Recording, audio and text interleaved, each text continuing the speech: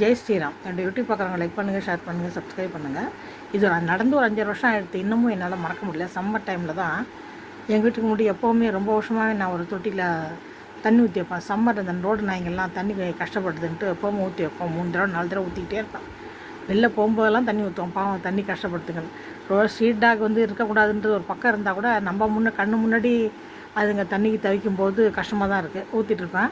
அது எங்கள் ரோட்டில் ஒரு 10 நாய் எனக்கு எப்போவும் ஃப்ரெண்ட்லியாக தான் இருக்கும். தண்ணி ஊற்றுறோம் இல்லையா, அதனால் வேறு ஒன்றும் சாப்பாடெலாம் பெருசாக போகிறது ஒன்றும் இருக்காது. தண்ணி மட்டும் கம்பல்சரி ஊற்றுவேன்.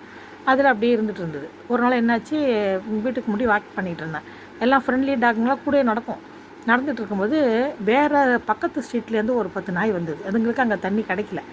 எங்கள் வீட்டுக்கிட்ட தண்ணி இருக்குன்னு அதுங்களுக்கு தெரியும். பிடிக்கிறதுக்கு வந்தது. வந்தோடனே ஏத்தரன்ட்டு 2 பேரும் குலைச்சிக்கிட்டோடனே இவங்க ஒரே குலைச்சல். இவங்களும் அவங்களும் ஒருத்தர் பார்த்து ஒருத்தர் குலைச்சி இவங்க வரக்கூடாதுங்கிறாங்க, அவங்க தண்ணி குடிக்கணுங்கிறாங்க. இப்படி அந்த சமயத்தில் நான் என்ன பண்ணிட்டேன்னா, அப்படின்ட்டேன். அந்த பக்கத்து ரோடு நாயை சொல்லி. அவ்வளோதான்.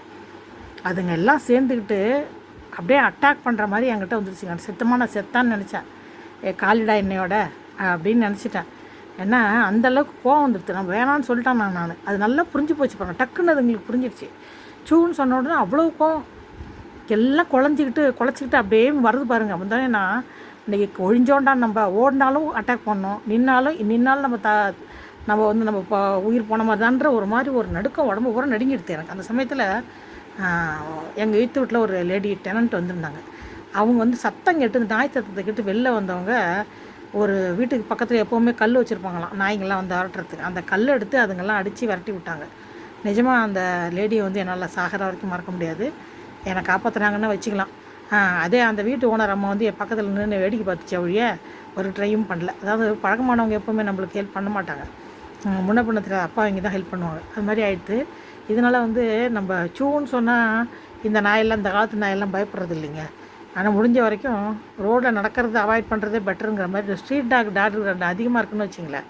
பேசாமல் நடக்காமல் எங்கேயாவது நாயில்லாத இடமா பார்க்கில் கிறுக்கில் எங்கேயாவது நடந்தால் தான் உண்டு. ரோட்டில் நடக்கிறது இப்போ ரொம்ப கஷ்டமாக இருக்குது.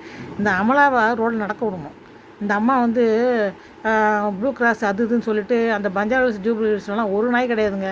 பணக்காரங்க இருக்கிற இடத்துல எந்த நாயும் கிடையாது. இந்த மாதிரி மிடில் கிளாஸ் இருக்கிற இடத்துலலாம் ரோடு நாய் ஜாஸ்தியாக இருக்குது. நாங்கள் தான் கஷ்டப்படுறோம். அந்த அம்மா பார்த்தா அதுக்கு என்ன கஷ்டம் என்னங்கிறது தெரிஞ்சு வரும். தெரியாதனால தான் அதுக்கு பேசிகிட்டு இருக்குது. அந்த மாதிரி இருக்கும். அந்த ப்ளூ கிராஸ் வச்சுருக்கவங்க இது பண்ணுறேன். நாயை காப்பாடுறது தப்புன்னு நான் சொல்லலை. அதுக்கான ப்ரிகாஷன் நீங்கள் எதுவுமே எடுக்காமல் கவர்மெண்ட்டும் ஒன்றும் செய்கிறதில்ல, இவங்களும் ஒன்றும் செய்கிறதில்ல. சும்மானாலும் ரோட் நாயை சாவடிக்கக்கூடாதுன்னு சொல்லிட்டு இருந்தால் என்ன அர்த்தம்?